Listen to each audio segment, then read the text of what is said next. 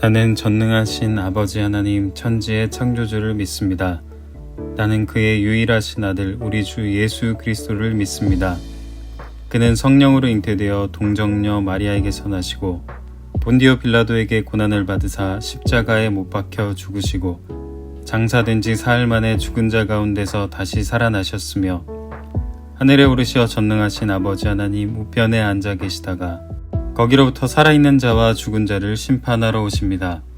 나는 성령을 믿으며 거룩한 공교회와 성도의 교제와 죄를 용서받는 것과 몸의 부활과 영생을 믿습니다. 아멘.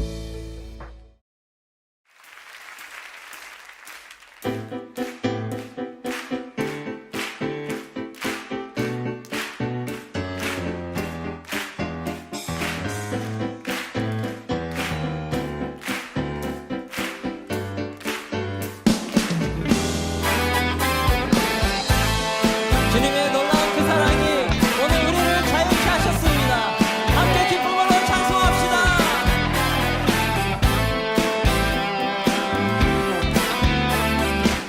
예수보다 더 큰 사랑, 예수보다 더 큰 사랑, 그 누구도 줄 수 없네. 우리에게 자유 주신 그 큰 사랑, 예수보다 더 큰 사랑, 예수보다 더 큰 사랑, 그 누구도 줄 수 없네. 우리에게 자유 주신 그 큰 사랑. 세상의 헛된 보화 사라지지만 영원한 주의 사랑 나의 맘에 남으리. 예수보다 더 큰 사랑, 그 누구도 줄 수 없네. 우리에게 자유 주신 그 큰 사랑, 예수보다 더 큰 사랑, 예수보다 더 큰 사랑, 그 누구도 줄 수 없네. 우리에게 자유 주신 그 큰 사랑. 함께 소리 높여서 찬양하세. 찬양하세. 영원히 변치 않는 그 사랑, 위대한 그 사랑, 내 죄 씻었네. 세상 모든 능력과 권세보다 강하신 영원한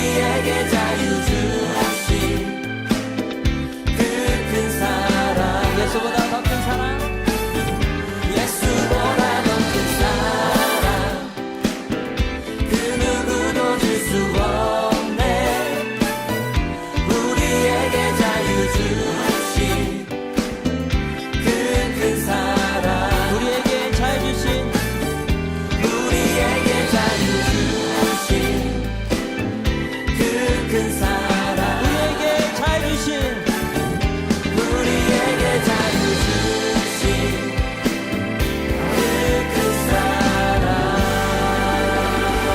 아멘. 우리에게 잘 주신 놀라운 주님의 사랑을 찬송합니다.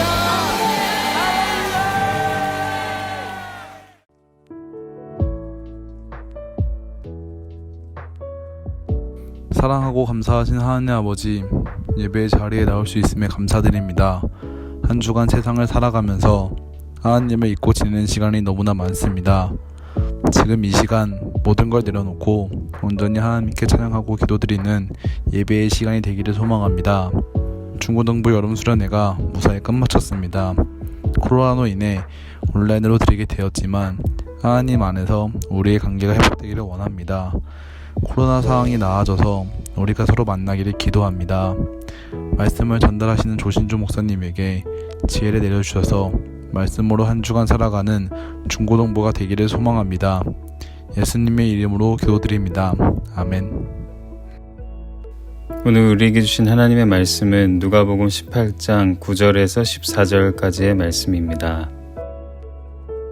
또 자기를 의롭다고 믿고 다른 사람을 멸시하는 자들에게 이 비유로 말씀하시되 두 사람이 기도하러 성전에 올라가니 하나는 바리새인이요 하나는 세리라. 바리새인은 서서 따로 기도하여 이르되 하나님이여 나는 다른 사람들 곧 토색, 불의, 간음을 하는 자들과 같지 아니하고 이 세리와도 같지 아니함을 감사하나이다. 나는 일해에 2번씩 금식하고 또 소득의 11조를 드리나이다 하고 세리는 멀리 서서 감히 눈을 들어 하늘을 쳐다보지도 못하고 다만 가슴을 치며 이르되 하나님이여 불쌍히 여기소서 나는 죄인이로소이다 하였느니라. 내가 너에게 이르노니 이에 저 바리새인이 아니고 이 사람이 의롭다 하심을 받고 그의 집으로 내려갔느니라. 무릇 자기를 높이는 자는 낮아지고 자기를 낮추는 자는 높아지리라 하시니라. 아멘.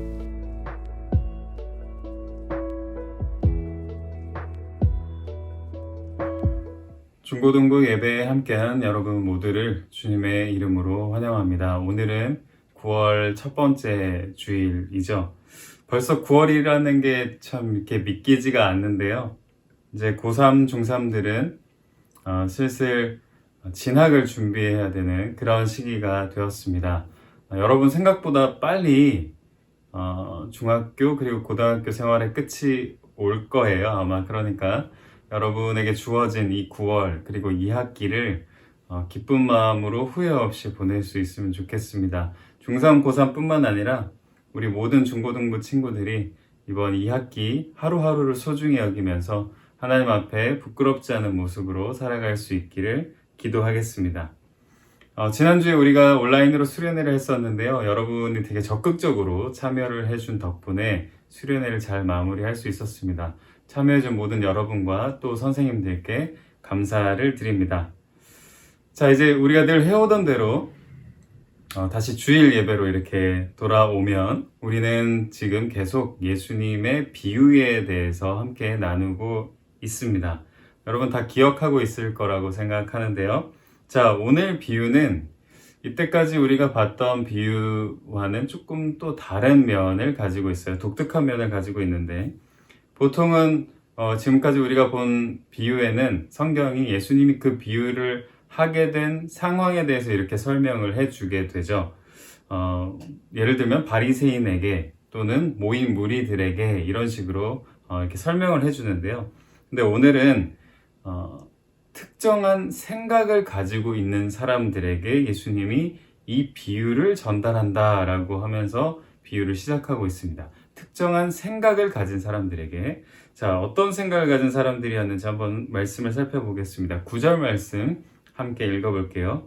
스스로 의롭다고 확신하고 남을 멸시하는 몇몇 사람에게 예수께서는 이 비유를 말씀하셨다. 자, 누구에게 얘기했다고 성경이 말하고 있죠?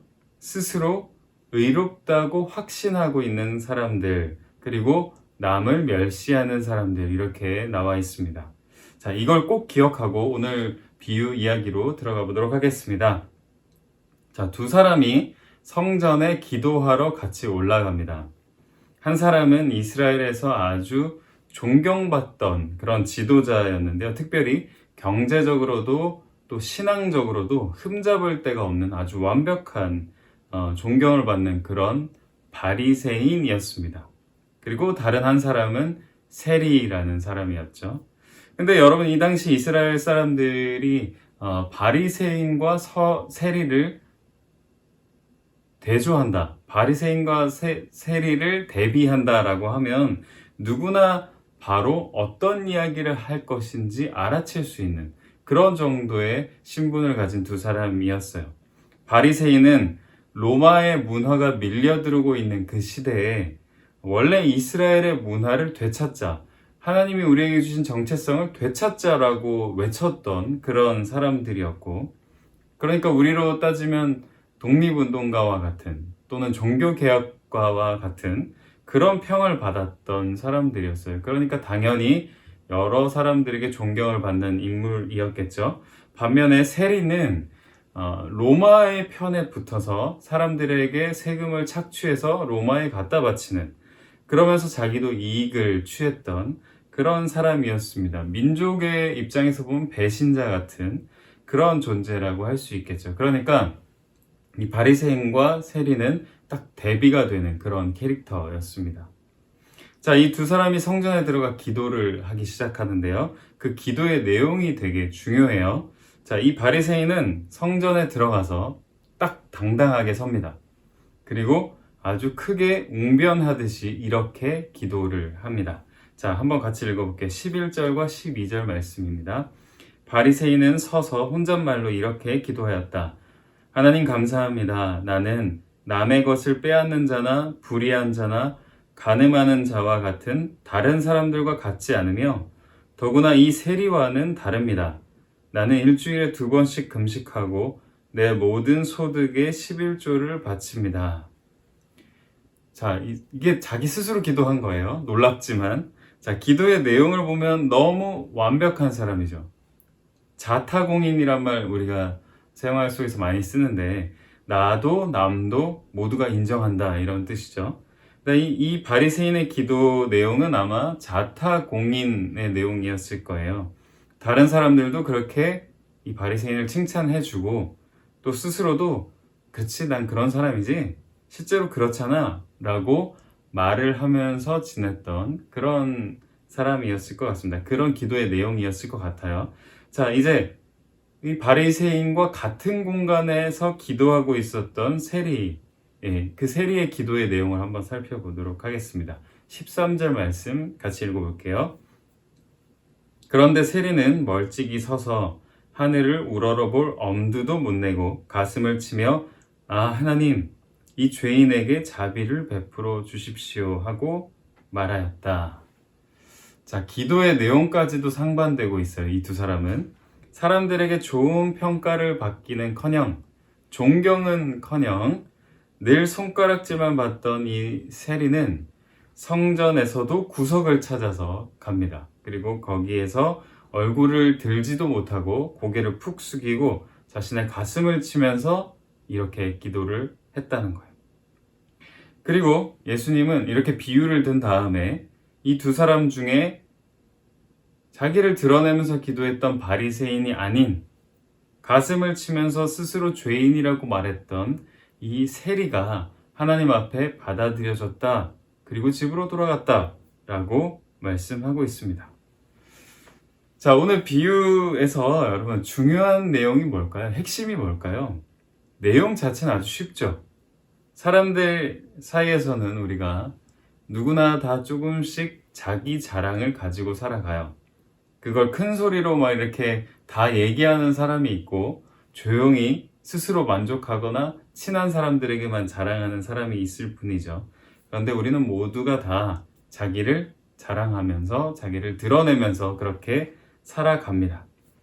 상황에 따라서 그런 모습이 눈살을 찌푸리게 만들 수는 있겠죠. 아, 왜 저러는 거야? 아, 정말 보기 싫어. 이런 반응을 끌어낼 수는 있지만 그것 자체로 그게 아주 큰 죄다라고 말할 수는 없을 것 같아요. 자, 그렇다면 오늘 이 비유를 통해서 예수님이 진짜 하시고 싶었던 말씀은 무엇이었을까요?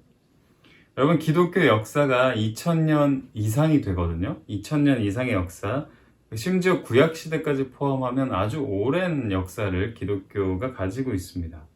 그 기독교 역사에서 많은 사람들이 가장 큰 죄로 분류했던 죄목이 있어요.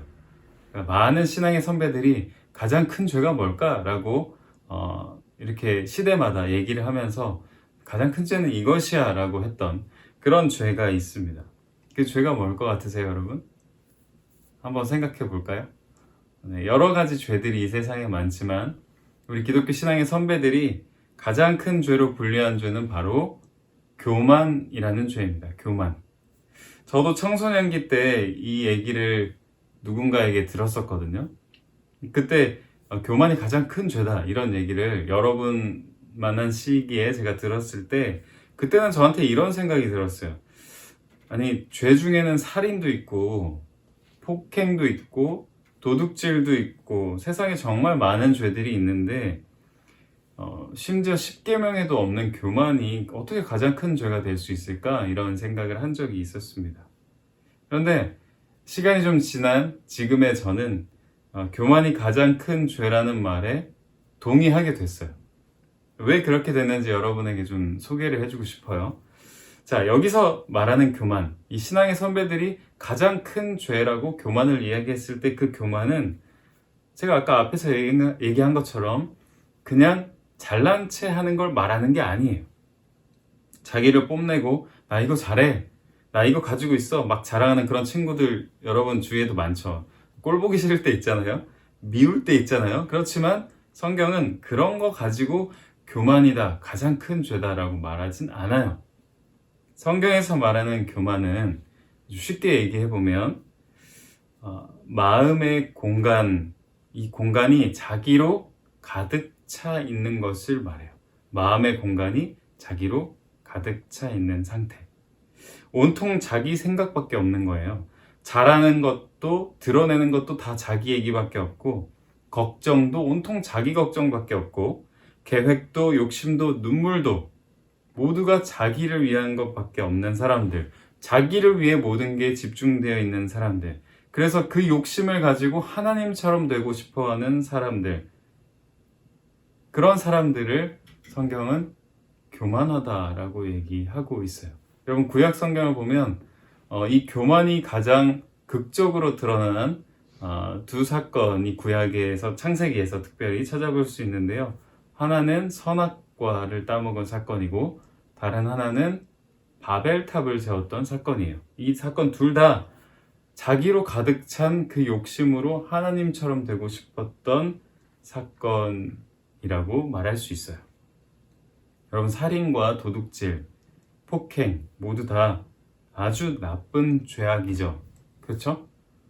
요즘 학교폭력이 아주 이슈가 되고 있는데 학교폭력을 당했던 친구들의 큰 상처와 어두운 미래 여러분 다 지켜보고 있잖아요. 그것이 지금 우리 사회에서 아주 큰 죄로 분류되고 있는데, 그런데 실제로 우리가 살아가면서 겪어보는 또는 지켜보는 일들을 보면 살인한 사람들의 입장이 이해가 되는 경우도 있습니다. 이게 참 아이러니한데요. 살인을 한 사람의 입장, 그 사람의 입장이 이해가 되는 경우도 있습니다. 폭력을 당하다가 정당방위로 자기를 지키기 위해서 살인을 하는 경우, 또는 고의적이지 않은 방식으로 살인을 했던 경우, 사람을 죽인 일들, 그리고 또 전쟁 속에서도 살인이 많이 일어나죠. 도둑질도 마찬가지입니다. 너무 오랜 시간 굶주린 사람이 정말 굶어 죽을 것 같아서 무언가를 훔치는 일들이 우리 생활 속에는 일어납니다. 그러면 그 도둑질한 사람을 보고 이해되는 구석도 우리 마음에 생기는 거예요. 자, 그런데 여러분, 교만은 그렇지 않아요. 교만은 전적으로 자기에게 달려있는 문제예요. 교만은 전적으로 여러분에게 달려있는 죄입니다. 여러분에게 달리는 책임이에요. 그래서 가장 큰 죄라고 말하는 거예요. 이 교만이야말로 하나님과 우리 사이를 갈라놓을 수밖에 없었던 그런 죄이거든요. 자기로 가득 찬 그런 사람들, 그 사람들의 마음속을 우리가 한번 상상해 볼까요? 자기로 가득 찬 사람들의 마음속. 그 사람들의 마음속에서는 그 어떤 생명도 자라날 수 없는 그런 불모지 같은 환경이라고 할 수 있어요. 여러분, 지구 이외에 다른 곳에 생명체가 있을 수도 있다, 뭐 이런 얘기들을 기사를 통해 접했을 것이고, 또 지금도 계속 연구를 하고 있죠. 뭐 화성에서 물의 흔적이 발견됐다든지 이런 연구들, 또 그게 영화의 소재가 되기도 합니다. 그런데 자기로 가득 찬 사람들은 마치 그 안에 어떤 생명체도 살 수 없는 행성과 같이 숨도 쉴 수 없고 자라나서 생명을 또 낳을 수 없는 그런 불모지와 같은 행성, 그런 모습이라는 거죠. 그래서 바리새인이 아무리 뛰어나고 나라를 깊이 걱정하고 생각하고 또 하나님의 말씀을 잘 지켜도 그의 기도의 내용을 우리가 이렇게 들여다보면 그 기도 내용 안에 어떤 생명도 그 사람 안에서는 머물 수 없는 불모지 같은 마음이 드러나는 거예요. 기도의 내용이. 심지어 이렇게까지 얘기했잖아요. 저는 이런 모습으로 뛰어나고 완벽합니다. 그리고 저 세리와도 다른 것을 감사드립니다. 저 세리와 같지 않은 것을 하나님께 감사드립니다.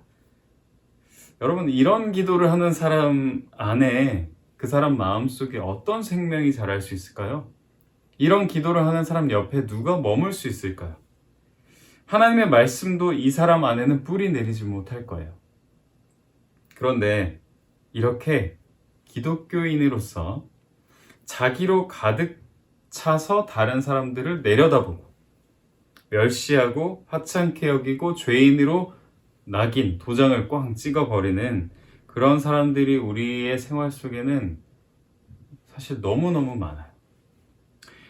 기독교인인데도 불구하고 그런 행동들을 하는 사람들이 너무너무 많다는 거예요. 이 바리새인과 같은. 그리고 더 나아가서는 기독교인이기 때문에 나는 이렇게 한다라고 말하는 사람들까지도 있습니다. 자, 여러분, 여기서 우리가 깊이 생각을 해봐야 돼요. 오늘 이 바리새인이 하나님 앞에서 칭찬받을 것이라고 스스로 생각하고 또 남도 그렇게 칭찬을 해줬던 그런 목록들이 있죠. 저는 일주일에 2번 금식하고 누구를 도와주고 저는 이렇게 하고 이 사람과 같지도 않아요 라고 나열했던 그 목록들이 하나님 앞에서는 아무것도 아니었다는 것. 오히려 자기로 가득 차 있던 그 모습, 그 태도를 보면서 하나님이 이 바리새인에게 얼굴을 돌려버리셨다는 것. 우리가 여기에 주목해야 합니다. 반면에 세리는 그의 많은 죄와 손가락질 당하는 그런 모습, 형편에도 불구하고 그의 마음이 비워져 있었기 때문에, 스스로 죄인이라고 눈물로 고백하는 그 마음이 있었기 때문에 어떤 생명도 앞으로는 그의 마음속에선 자라날 여지가 있다는 거죠. 예수님이 주목하는 것이 바로 여기예요. 그리고 여기서 바리새인과 세리가 역전이 됩니다. 뒤집어지는 거죠. 여러분, 잘 기억하세요. 기독교인이라는 이름표 자체가 중요한 게 아닙니다. 그 안에 자기로 가득 차 있다면 다른 사람들이 아무리 칭찬을 해준다고 하고 또 자기 스스로 아주 뛰어나다고 생각하고 그게 맞을지라도, 내세울 게 많다고 하더라도 하나님은 그 사람을 의롭다고 인정하지 않으실 거예요. 자, 여러분, 이번 한 주를 보내면서 정말 그냥 흘러가듯이 그렇게 끌려다니면서 살지 말고, 혹시 내가 다른 사람들을 이렇게 내려다보는 시선이 있는 것은 아닌지, 너무 나의 문제, 내 욕심, 나의 계획, 내 걱정, 내 자랑으로 가득 채워진 그런 삶을 살아서 하나님의 말씀조차 내 안에서 뿌리를 내리지 못하고 있는 그런 상황은 아닌지, 그리고 다른 사람들이 내 안에 생명으로 자라날 수 있는 상황이 아닌 것은 아닌지, 내가 혹시 불모지는 아닌지, 내가 생명이 자랄 수 없는 행성 같은 그런 마음은 아닌지 한번 점검해 보기를 바랍니다. 마지막으로 오늘 예수님이 이 비유를 정리하면서 하셨던 그 말씀을 같이 읽으면서 마무리하려고 합니다. 오늘 본문 14절의 말씀입니다. 내가 너희에게 말한다. 의롭다는 인정을 받고서 자기 집으로 내려간 사람은 저 바리새인이 아니라 이 세리다. 누구든지 자기를 높이는 사람은 낮아지고 자기를 낮추는 사람은 높아질 것이다. 여러분, 이 말씀이 우리 삶에 잘 뿌리 내려서 큰 변화를 이루어내는 시작점이 되기를 주님의 이름으로 부탁합니다. 하나님, 우리 중고등부 학생들 이렇게 온라인으로 주일을 기억하고 각자의 자리에서 예배할 수 있도록 해주셔서 감사드립니다. 우리가 드리는 이 예배를 기쁘게 받아주시고 우리가 앞으로 살아가야 할 한 주간의 삶을 주님께서 기쁘게 받아주시옵소서. 오늘 말씀처럼 나로 가득 차서 하나님의 말씀과 다른 사람들과 그 어떤 생명도 내 안에 자랄 수 없는 꽉 막힌 사람들이 되는 것이 아니라 오늘 예수님의 비유의 세리처럼 늘 자신을 비우고 자신을 낮추고 하나님 앞에 교만하지 않는 사람이 될 수 있도록, 그래서 많은 사람들과 하나님의 말씀이 우리 안에 풍성해지는 그런 삶이 될 수 있도록 주님께서 우리를 인도하여 주옵소서. 한 주간 지켜주실 것을 믿으며 예수님의 이름으로 기도합니다. 아멘. 지금은 우리 주 예수 그리스도의 은혜와 하나님의 사랑과 성령의 서로 교제하게 하심이 삶의 예배로 나아가는 사랑하는 중고등부 학생들과 선생님들 위해 함께 하시기를 축원하옵나이다. 아멘.